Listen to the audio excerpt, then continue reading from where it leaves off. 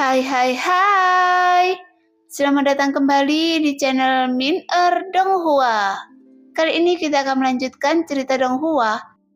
Apoteosis. Nggak pakai lama lagi, langsung aja kita ke ceritanya. Check it out. Tentu saja Ansin bisa menghadapi orang-orang sialan ini, tapi menjadi sasaran seperti ini oleh para mereka ini pasti membuatnya kesal. Di bawah pertarungan seperti itu, dia dan Lo Sheng memasuki ronde ke-20. Tidak lama setelah 20 ronde, ini adalah hasil terbaik yang diraih beberapa pejuang sebelumnya. Karena belum ada seorang pun yang mampu melewati ambang 20 ronde sebelumnya. Karena lawan yang ditemui dalam 20 ronde tersebut, semuanya adalah pejuang di tahap tengah alam laut dewa. Dan mereka adalah karakter yang telah mengalami setidaknya 4 kesengsaraan besar. Bagi para pejuang berbakat dari istana ke-13 ini, tidak sulit untuk melintasi level untuk menantang mereka. Tetapi menghadapi beberapa prajurit alam laut dewa sekaligus, masih cukup sulit. Setelah babak ini, Lo Sheng dan Ansin akhirnya merasakan tekanan. Bagaimanapun alam laut dewa dan alam hidup dan mati adalah lompatan kualitatif lainnya. Hal yang paling menyusahkan adalah wilayah kekuasaan mereka. Di bawah penindasan wilayah masing-masing orang, hal itu telah menyebabkan banyak masalah bagi Lo Sheng dan Ansin. Akhirnya ada masalah, tapi kedua orang ini tidak boleh berhenti di 20 ronde kan? Penguasa alam matahari terbenam mengangguk ringan. Sulit untuk mengatakannya, bagaimanapun ini adalah uji coba satu lawan banyak. Ini benar-benar berbeda dari menara segel satu pikiran. Lawan yang mereka hadapi juga berbeda. Lo Sheng yang berada di alam hidup dan mati tingkat kelima dapat menghadapi pengepungan beberapa alam laut dewa. Tapi saya tidak tahu seperti apa dia setelah menerobos alam laut dewa. Jelas, prestasi yang dicapai di menara segel, mereka tidak tahu tentang Lo Sheng yang lebih banyak. Kepala istana lainnya tidak memikirkan masalah ini. Dia memandang John Luo dan berkata, "Sepertinya saya telah mengabaikan sebuah pertanyaan. Saya ingin tahu berapa banyak daun bunga teratai Lo Sheng yang telah dibuka." Setelah mendengar kedua istana mengajukan pertanyaan ini, semua orang memandang John Luo dengan rasa ingin tahu. Sebelum datang ke warisan api, mereka semua akan melakukan pemeriksaan terhadap para prajurit di istana surgawi. Jie Huan dapat merasakan hal ini dan secara kasar menyimpulkannya. Namun John Luo menggelengkan kepalanya. "Saya tidak tahu." "Anda tidak tahu? Mungkinkah Lo Sheng tidak lulus ujian?" "Tidak," lanjut John Luo.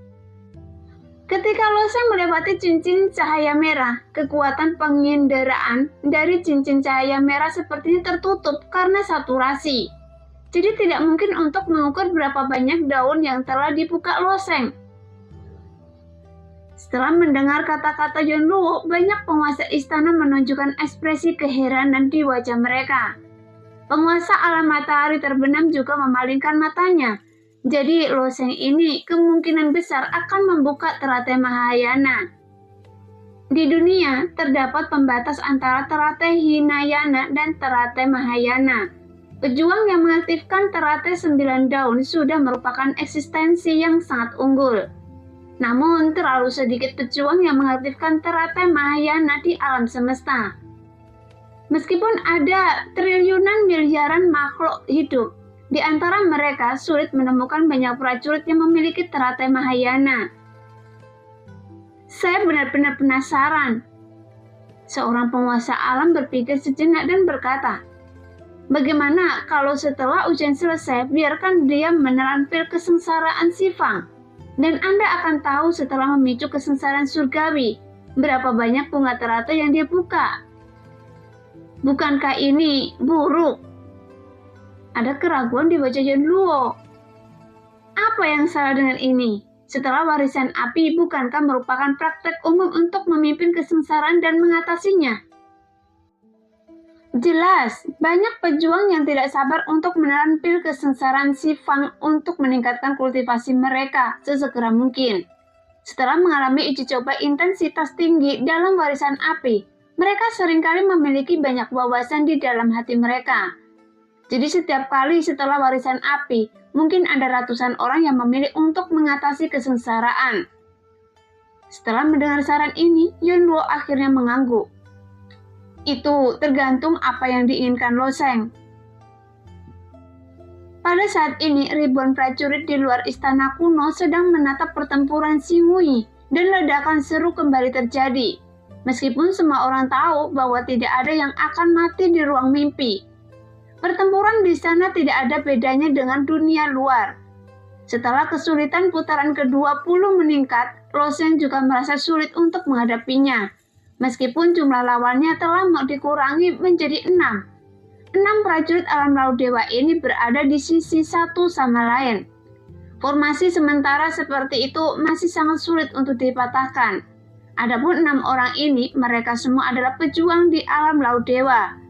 Dengan tingkat budidaya Lo Sheng di depan mereka, Lo Sheng hanya dapat dianggap sebagai junior. Sejujurnya, di bawah serangan 6 orang, Lo Sheng mampu tetap tak terkalahkan, yang sudah merupakan hal yang sangat memalukan bagi mereka.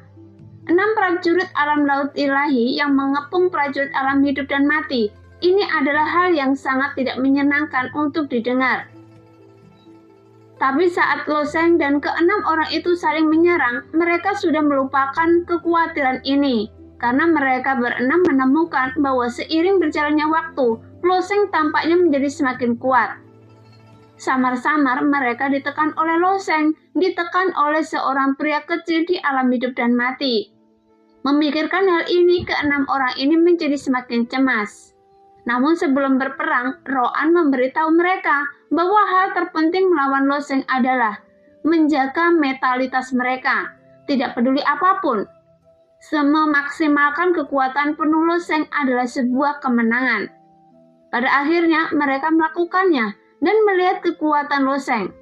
Sebagai pejuang alam atas, para pejuang alam laut dewa ini telah melihat banyak hal, tetapi ketika kekuatan Lo Sheng keluar, mereka masih ketakutan. Banyak untuk melawan kekuatan mengerikan Lo Sheng. Salah satu prajurit alam laut dewa meluncurkan domain sutu. Adapun domain sutu yang dipahami prajurit tersebut dari hukum sistem bumi, dan itu adalah domain terkuat. Kemudian prajurit alam laut dewa itu berdiri tepat di depan 5 orang lainnya. Bahkan domain seperti itu masih mudah dihancurkan oleh Lo Sheng. Dan Lo Sheng, seorang pria di alam hidup dan mati, melemparkan dirinya ke dalam sekelompok prajurit alam laut dewa. Tapi itu seperti seekor harimau yang memasuki kawanan domba, sehingga adegan ini masih cukup mengejutkan. Jika para jenius dari istana ke-13 bertarung melawan para pejuang alam laut dewa ini sendirian, kebanyakan dari mereka dapat dengan mudah menang.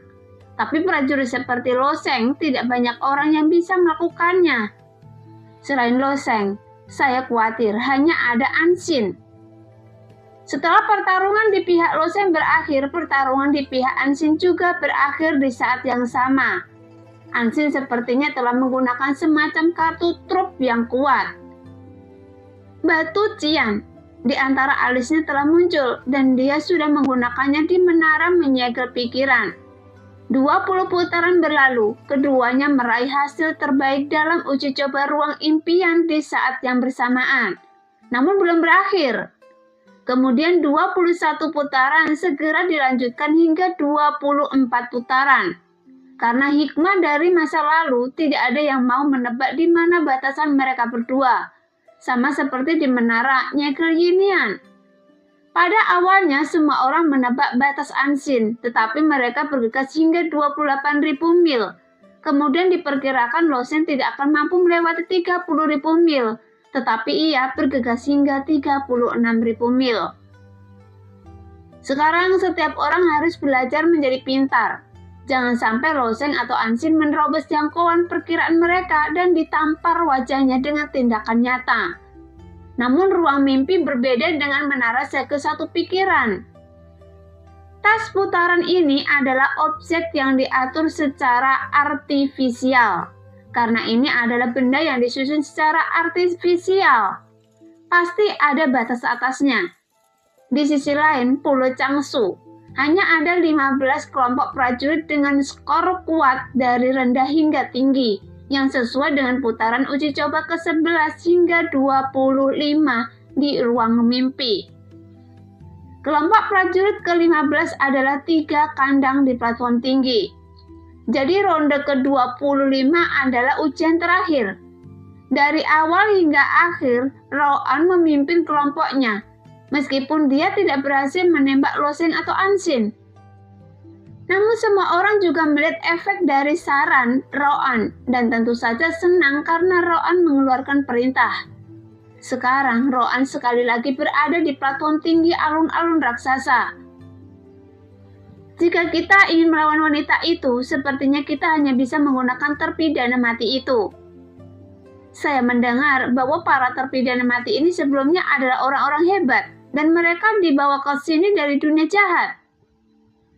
Jika mereka bisa mengalahkan kedua orang itu di uji coba terakhir, mereka akan bebas.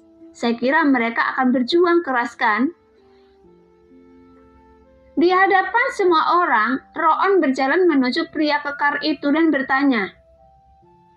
Kedua orang tersebut telah masuki ujian terakhir, 1 pria dan 1 wanita. Yang mana yang Anda pilih? Pria kekar itu memasang ekspresi arogansi di wajahnya. Bagaimana saya bisa memilih seorang wanita? Saya sarankan Anda memilih seorang wanita. Kekuatan pria itu sangat kuat dan tidak berdasar. Setidaknya saya belum melihat batasnya, kata Roan dengan suara rendah. Setelah beberapa putaran uji coba, Roan sebenarnya tidak menyelesaikan target dirinya, terutama Lo Sheng. Dia tidak bisa melihat di mana batas Lo Sheng. Kultivasi macam apa dia? Pria kekar itu bertanya. Alam hidup dan mati tingkat ke-5. Roan melaporkan dengan jujur.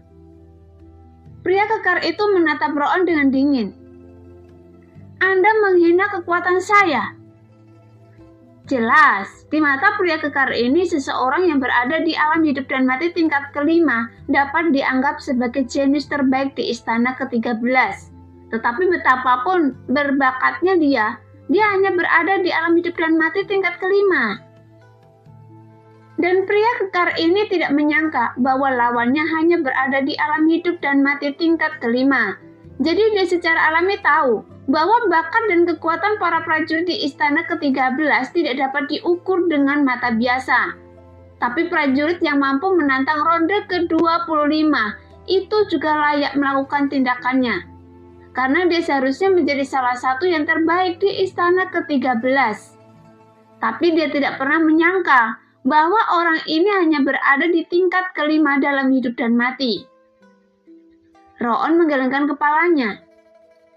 Jangan meremehkan orang itu.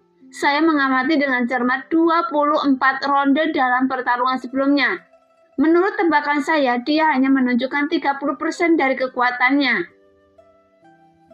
Dengan kekuatan 30%, bisakah dia menahan pengepungan beberapa prajurit alam laut dewa? Setelah mendengar itu, pria kekar itu menunjukkan ekspresi terkejut di wajahnya. Saya sarankan Anda memilih wanita itu. Saran Roan sangat relevan. Faktanya, setelah 24 ronde pertarungan ini, Lo Sheng dan Ansin sama-sama tidak terhalang. Mungkin karena strategi Roan, hal itu menyebabkan beberapa masalah pada keduanya, pada tingkat yang berbeda-beda. Tetapi mereka masih tidak dapat menghentikan kemajuan mereka. Dan itu juga terus dipromosikan. Lo Sheng hanya menggunakan pedang panjang di tangannya untuk melawan musuh dari awal hingga akhir. Sementara Ansin menampilkan berbagai teknik seni bela diri dan variasi triknya juga sangat mencengangkan. Oleh karena itu, perform Lo Sheng menjadi semakin tak terduga, sehingga Roan kurang yakin dengan Lo Sheng. Sedangkan untuk Ansin, meski kuat, dia memiliki tindakan balasan, sehingga ia mampu mengalahkan Ansin lebih pasti. Pandangannya sangat mirip dengan para penguasa istana di luar istana kuno. para penguasa istana dari istana ke-13, penguasa alam matahari terbenam dan lainnya juga umumnya berpikiran demikian. Hanya saja kekuatan para penguasa istana dan penguasa alam ini jauh lebih tinggi daripada Roan. Dan Roan bisa membuat penilaian seperti itu hanya dengan mengandalkan indera penciumannya yang cepat, yang sudah cukup teruji. Namun pria kekar ini tidak mengindahkan nasihat Roan. Saya pilih laki-laki itu. Junior di alam hidup dan mati dengan kekuatan sebesar itu. Saya tertarik. Cipir lelaki kekar itu. Mendengar penilaian pria kekar itu, Roan secara naluriah mengerutkan kening karena targetnya adalah harta rahasia alam Yin Luo. Dia tidak tertarik melawan para jenius ini. Dia mengalahkan Anxin dan membiarkan pria kekar itu bebas, lalu temukan harta rahasia itu dari alam Yin Luo, sehingga dia bisa mencapai tujuannya selangkah demi selangkah. Bagian terpentingnya adalah pria kekar ini harus mengalahkan lawannya. Roan tidak ingin menimbulkan masalah dan memprovokasi Lo Sheng yang tak terduga. Roan awalnya ingin membujuk, tapi wajah pria kekar itu menjadi gelap. Janji yang saya buat pada Anda secara alami akan dipenuhi. Adapun lawan saya, secara alami saya akan memilihnya. Saya hampir memasuki pavilion Ling Yan saat itu. Bukankah konyol? Bahkan seorang junior dari istana ke-13 pun harusnya pemalu. Mendengar ini, Roan menghela nafas dalam hatinya. Orang ini masih terlalu sombong. Jika dia tidak terlalu bau saat itu, dia tidak akan dipenjara di dunia kejahatan dan menjadi terpidana mati. Bagaimanapun, pihak lain adalah tokoh kunci dalam rencananya. Dan Roan tidak bisa mempengaruhi pemikiran orang ini pada akhirnya. Dia hanya bisa membiarkan pria kekar ini menantang Lo Sheng sesuai keinginannya. Adapun lawan Anxin, Roan melihat ke kandang di dekatnya dan senyuman tipis muncul lagi di wajahnya. Karena bagi para terpidana mati ini adalah kesempatan untuk meninggalkan dunia kejahatan. Namun kekuasaan untuk mengalokasikan kesempatan ini ada di tangan Roan. Tentu saja, dia tidak akan menyia-nyiakan kekuatan ini. Para terpidana mati ini harus menemukan sesuatu. Dalam hal ketulusan, ini mungkin tidak bisa menarik harta rahasia alam Yin Luo, tapi Roan tahu sebagaimana cara menambahkannya sedikit. Ujian terakhir, berapa banyak lawan yang akan muncul? Lo Sheng yang berdiri di peron memiliki cahaya tenang yang bersinar di matanya. Uji coba di ruang mimpi ini telah mencapai langkah terakhir. Tidak jauh dari situ, Anxin juga diam-diam menunggu lawan di babak final. Uji coba di ruang mimpi membuat Anxin merasa sedikit tidak bahagia. Meskipun dia telah meninggalkan para prajurit istana ke-13, Lo Sheng masih menempel padanya dan melangkah ke tahap akhir bersamanya. Dan setelah 20 putaran, Lo Sheng melewati persidangan lebih cepat dan lebih cepat. Kadang-kadang bahkan 2 kali lebih cepat dari dirinya sendiri. Tetapi semakin sulit baginya untuk menghadapinya, jadi dia secara alami tidak bahagia. Terlebih lagi, sekarang semua orang sudah masuki babak final di waktu yang sama. Jika keduanya lolos, yang ada hanya seri. Oleh karena itu, dia berharap lawan di babak terakhir lebih kuat, dan Anxin menaruh harapan ini di dalam hatinya. Setelah beberapa saat cahaya redup mengembun di peron, kemudian seseorang muncul di hadapan Anxin. Pria ini berpakaian compang-camping dengan bekas luka yang mengejutkan di dahinya, dan ada lapisan udara dingin di sekelilingnya. Saat dia ditatap oleh pria ini, sepertinya dia sedang diincar oleh hantu jahat. Seorang pria yang mempraktekkan cara hantu. Meskipun Anxin sangat percaya diri, ketika dia menyadari aura yang datang dari orang ini, wajahnya sedikit berubah. Semoga berhasil. Lawan saya adalah seorang gadis kecil, kata prajurit itu sambil tersenyum dengan gigi terkatup.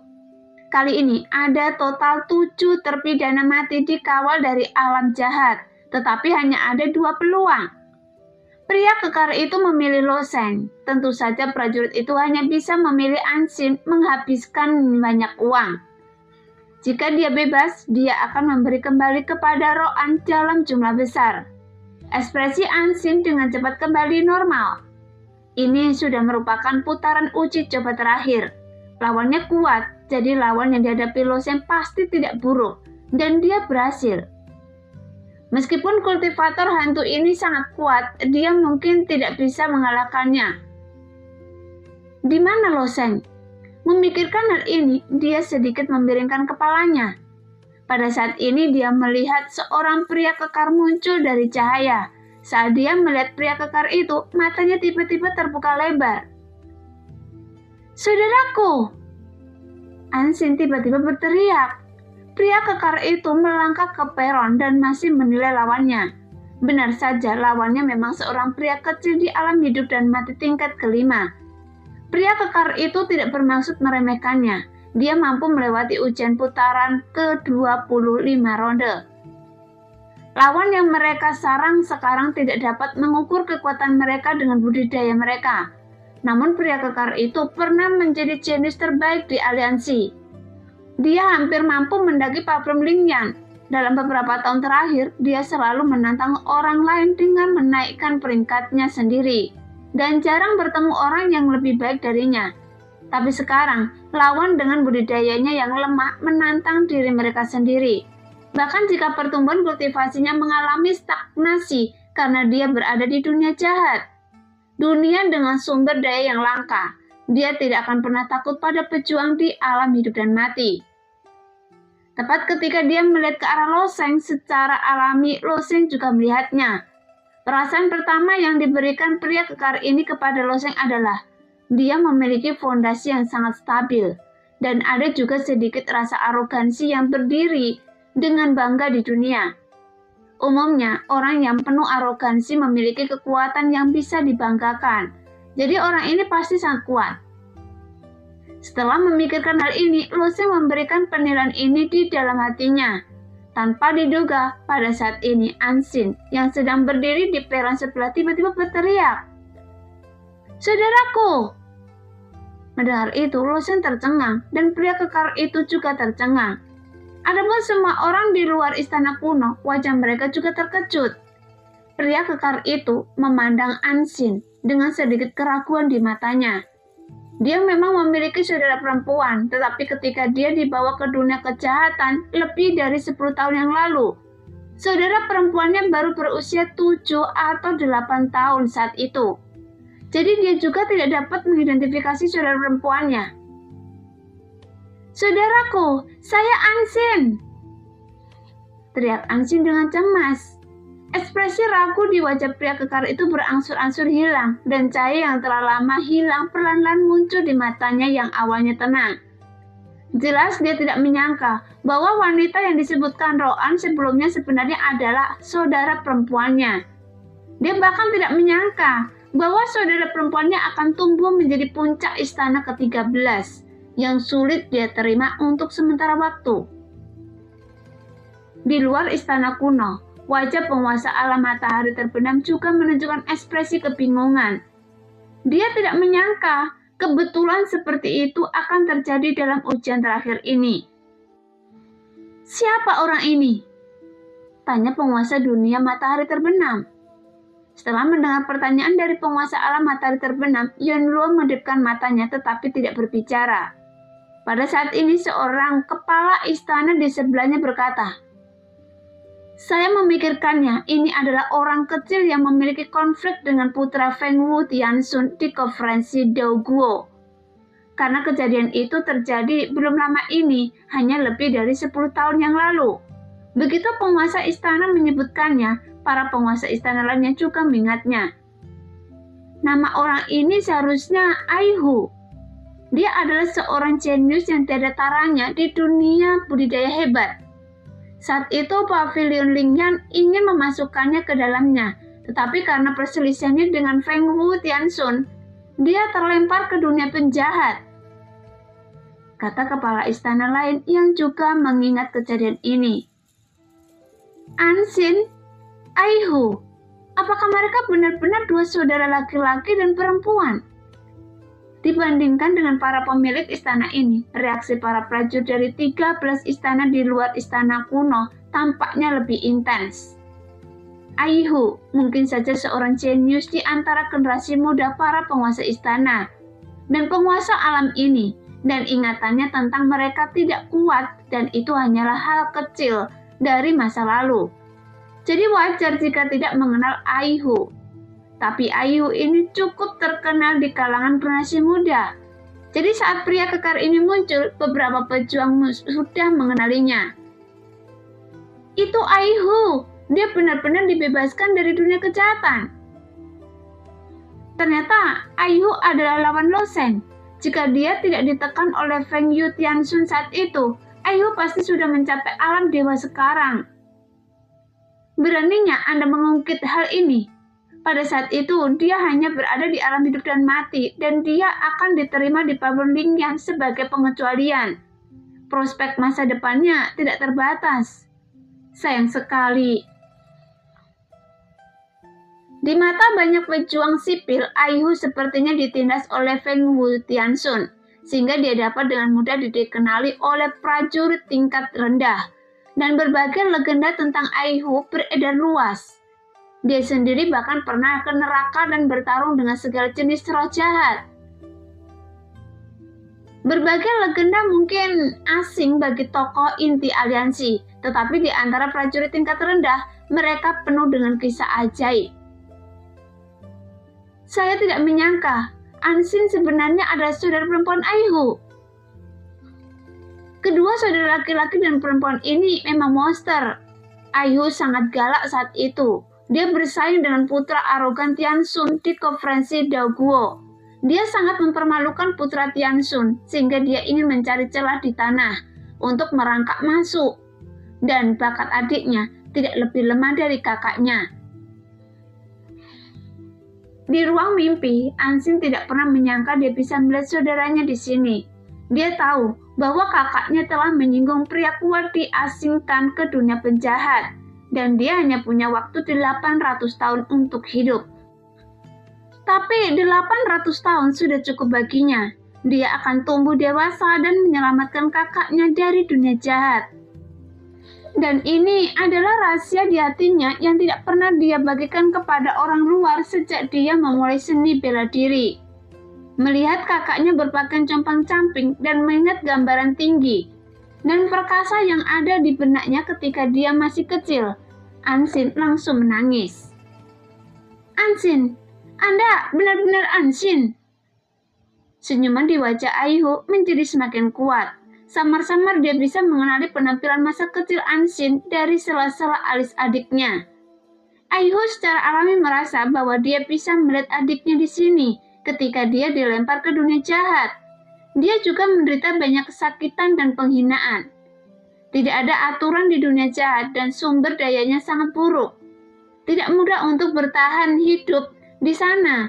Dia punya kesempatan untuk bebas dan sekarang dia bertemu saudara perempuannya lagi. Dan Ansin telah berkembang hingga saat ini. Mata Ansin berkaca-kaca dan dia mengangguk. Dia sangat gembira hingga dia tidak tahu harus berkata apa. Tapi Aihu tersenyum lagi dan berkata, "Oke, bagus sekali. Saya tidak pernah menyangka bahwa hari ketika saudara dan saudari kita bersatu kembali akan menjadi hari di mana saya akan bebas. Saat saya mengalahkan anak ini, saya akan bebas." Mendengar perkataan kakaknya, Ansin tiba-tiba terlihat terkejut. "Jika Anda mengalahkan Lo Sheng, apakah Anda akan bebas?" Aihu mengangguk dan berkata, "Para terpidana mati yang berpartisipasi dalam barisan api semuanya akan mendapat hadiah ini." Mata Ansin berbinar dan dia berbalik menghadap Lo Sheng. "Lo Sheng, maukah Anda mengaku kalah?" Jelas, adegan tiba-tiba ini juga membuat Lo Sheng sedikit bingung. Mengapa dia memiliki lawan saudara laki-laki Ansin dan wanita yang ingin menantangnya di istana surgawi Yeonmyo. Bahkan dia memintanya untuk mengaku kalah. "Jangan khawatir, saya juga akan mengaku kalah," Ansin berkata dengan serius. Saya bisa menyerah pada ujian akhir agar hasil Anda dan saya tetap sama. Mendengar ini, Loseng juga sedikit terdiam karena dia tidak menganggap Ansin sebagai lawannya. Namun Loseng juga memiliki saudara perempuan dan Ansin dapat bersatu kembali dengan saudara laki-lakinya di sini dan saudara perempuannya. Sejauh ini belum terdengar kabarnya. Dan Loseng tidak segan berbicara tentang indahnya masa dewasa. Tolong! Ansin sangat bangga sebelumnya, tetapi sekarang dia sangat berharap Loseng akan memberikan tanggapan positif. Saya akan mencoba yang terbaik untuk memenuhi permintaan apapun yang Anda minta. Permintaan apapun boleh. Loseng, tolong! Namun ketika Loseng hendak menyetujuinya, Aihu tersenyum dengan berani. Ansin, bagaimana Anda bisa meminta bantuan? Tapi, Ansin tidak berbicara, tapi Aihu menyela kata-katanya lagi dan berkata dengan bangga. Saya, Aihu, telah mengandalkan diri saya sendiri sepanjang hidup saya. Bagaimana saya bisa membiarkan adik saya meminta kebebasan saya sendiri? Terlebih lagi, Ansin, Anda sangat penting bagi saudara Anda. Apakah Anda begitu tidak yakin? Apakah Anda pikir saya bukan tandingan orang ini? Aihu dan Ansin bukan berasal dari keluarga terkenal. Keluarga Ai, tempat mereka berada, hanyalah keluarga kelas 4 di dunia pembatasan yang besar. Tapi dibandingkan dengan keluarga bangsaan besar ini, sungguh biasa. Dengan landasan inilah, Aihu bisa dengan cepat menjadi terkenal dan bahkan disukai oleh Pavilion Lingyan. Dia selalu mengandalkan amal dari orang lain. Dia selalu mengabaikannya.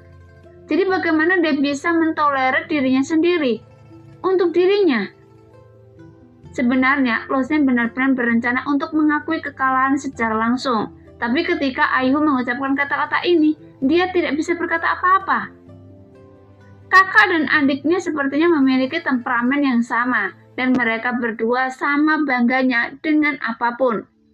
Ketika dia menghadapi adegan dramatis seperti itu. Setelah Aihu selesai berbicara, dia menoleh untuk melihat Loseng, tapi tersenyum tipis. Nama Anda Loseng kan? Mendengar itu, Loseng mengangguk. Dengan tingkat kultivasi alam hidup dan mati tingkat kelima, Anda memang pantas bisa menjadi lawan saya di babak ini. Jadi jangan dengarkan apa yang dikatakan adik saya dan gunakan seluruh kekuatan Anda. Aihu berkata dengan serius. Jika saya tidak bisa mengalahkan lawan yang jauh lebih rendah dari saya dalam kultivasi, saya tidak ingin bebas. Mendengar itu, Loseng tidak bisa menahan diri untuk tidak memutar matanya dan tidak bisa menahan diri untuk tidak bergumam tentang karakter kedua bersaudara itu lagi. Ansin, yang bertolak belakang sangat bermasalah. Dia juga tahu karakter kakaknya dan kemungkinan meyakinkannya dalam situasi ini terlalu kecil. Jadi pertarungan ini sangat menyayat hati baginya. Ayo, kita ambil tindakan. Ekspresi Aihu menjadi semakin serius. Meskipun Loseng hanya memiliki alam hidup dan mati tingkat kelima, karena pihak lain mengatakan demikian, Loseng dengan ringan menggerakkan pedang Dewa Li Feng secara horizontal dan membuat isyarat. Tolong! Kemudian cahaya pedang meledak dari ujung pedang dan guntur serta bila angin melingkari sosok dan bergegas menuju Aihu. Di luar istana kuno, banyak diskusi prajurit tentang Aihu tidak berhenti, tetapi menjadi semakin intens.